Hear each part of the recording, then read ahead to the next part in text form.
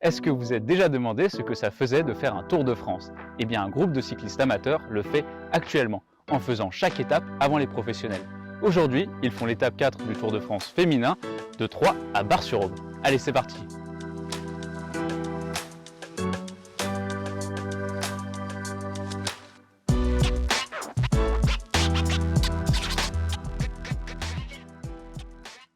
Bonjour Vanessa, Bonjour. vous êtes membre de l'association des Ailés. Oui. Est-ce que vous pouvez un peu nous la présenter, voilà ce que vous mettez en avant?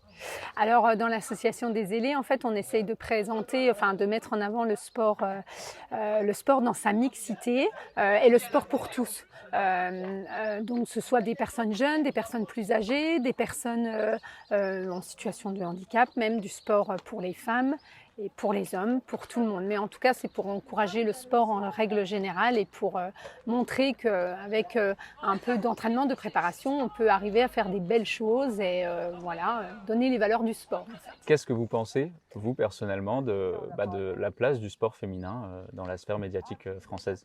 Eh ben, moi, je pense qu'il a tout autant de place que le sport masculin, que les femmes, de toute façon, elles ont vraiment autant de mal que les hommes pour aller chercher les premières places et qu'il faut vraiment réussir à trouver une égalité, que ce soit en termes de primes, en termes de temps pour s'entraîner, en termes de reconnaissance, parce qu'on voit bien que même dans les courses, même dans les trails, souvent on a les 10-20 premiers hommes et les femmes, on va voir les 3 premières et après c'est tout. Et c'est vrai que souvent, on a l'impression que c'est un peu mis de côté ou que c'est pas intéressant en fait, le sport chez les femmes. Alors que je pense que les femmes ont tout à fait leur place et qu'elles ont autant de mal à aller chercher les premières places.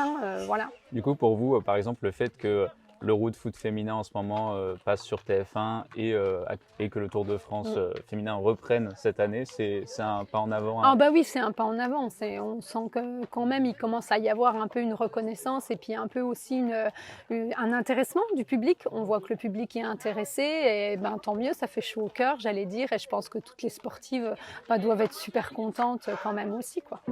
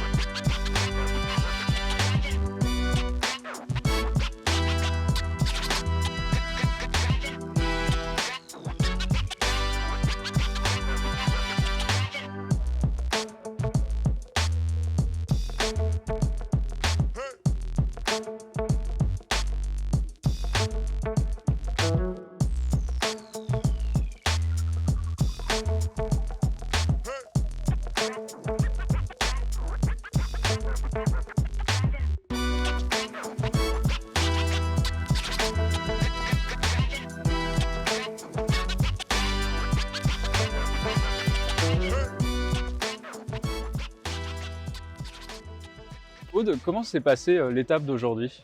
Alors l'étape d'aujourd'hui, en fait, moi je roule en vélo duo, on est 4 à rouler en vélo duo. Donc moi c'était prévu en fait que je prenne le relais au kilomètre 110. Et en fait mon binôme Manon a cassé son câble de dérailleur. Donc au final j'ai pris le relais quasiment après la première pause à 60 km. Donc ça a été un peu branle-bas de combat pour enfiler le cuissard, de se préparer. Mais bon voilà, en moins de 10 minutes, j'étais sur le vélo, on est reparti. Du coup, j'étais contente puisqu'en fait, il y avait 4 passages de chemin blanc et c'était prévu que j'en fasse qu'un. Et du coup, j'ai pu faire les 4 et j'avoue que ça, c'était vraiment sympa. C'est assez inédit. J'avais déjà fait le passage des Glières il y a quelques années et je pense que demain, ça promet une belle bataille dans ces chemins-là. J'ai hâte de voir ça.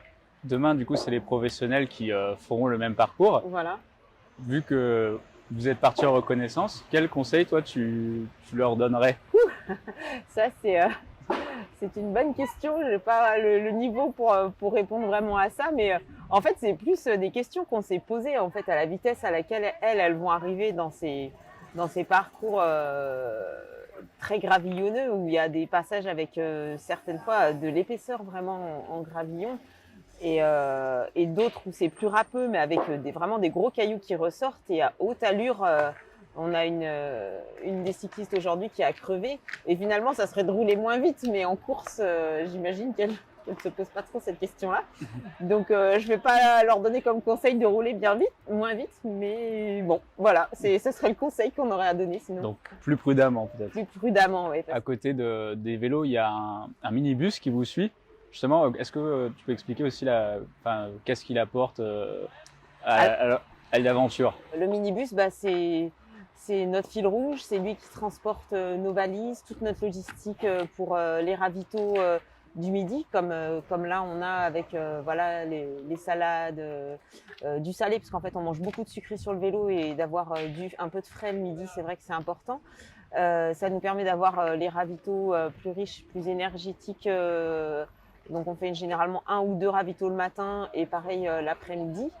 Donc c'est aussi un relais pour nous 4 qui sommes en duo. Et puis bon, s'il y a quelqu'un qui a besoin un peu de se poser ou qui a eu comme Manon ce matin un souci logistique, ça permet aussi d'aller faire des courses, aller voir un vélociste s'il y a besoin de réparer. Voilà, c'est vraiment un gros soutien logistique. En fait, sans camion, on a choisi, c'est les valeurs de l'association au niveau écologique, de ne pas avoir toute une grosse logistique avec plusieurs véhicules suiveurs. On n'en a qu'un, mais il est indispensable. Actuellement, donc, vous êtes arrivé à Bar-sur-Aube. Qu'est-ce qu'il reste à faire pour aujourd'hui? Alors, l'arrivée des filles, des professionnels, donc c'est effectivement Bar-sur-Aube. Donc nous, le choix de l'association, c'est d'effectuer tous les transferts en vélo. Donc là, on va repartir. D'ailleurs, ça sonne, c'est la fin de la pause. Et on repart pour Bar-le-Duc. Donc il nous reste 85 km et à peu près 750 mètres de dénivelé. Et généralement, on essaye de faire le chemin le plus court, tout en évitant les trop forts dénivelés pour que ça soit j'ai envie de dire, le meilleur rapport entre distance et fatigue.